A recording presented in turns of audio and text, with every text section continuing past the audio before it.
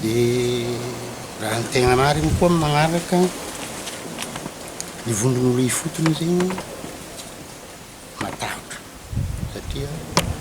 le service efatra amin'ny environnement izy zegny natahorana kanefa ma le teknolojia efa mivoatra na dia zany aza matahotra foagna izy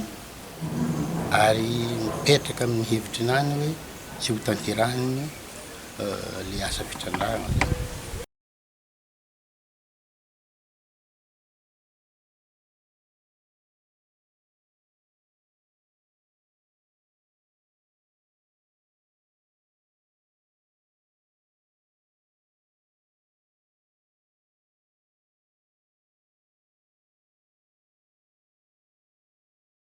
Trentinese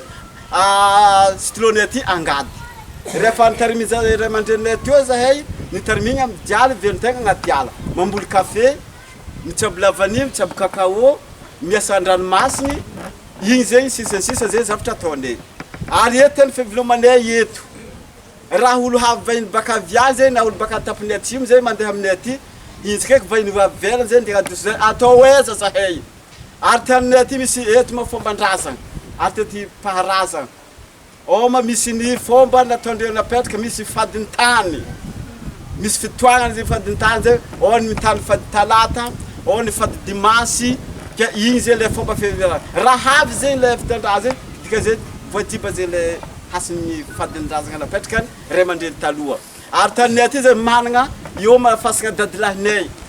ny dadinay nagniry zahay hatao eza azahay akipindreo eto handesinay eza tanagna andesanay azy ke malahelo zahay tanora sy olo tagnany tanora zay fa mangavy aminare tompoko Ampanjaka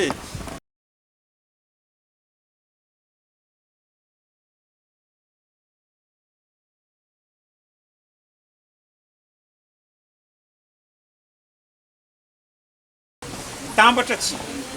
mitandregny anareo zay fa zao zay nanaovantsika azy atsika navy eto moa tsisy tompony fahefagna manapa-kevitra na magnano soniany zo fa tsika ndraiky tompony fiviloma agnatin'ny faritra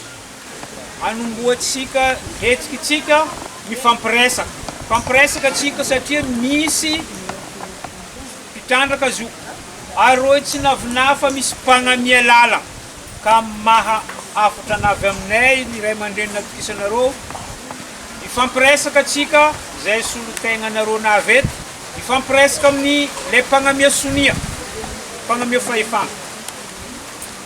miaraka amile mpitrandraka ino ny raha tokony atao tsy hiboan'le loza io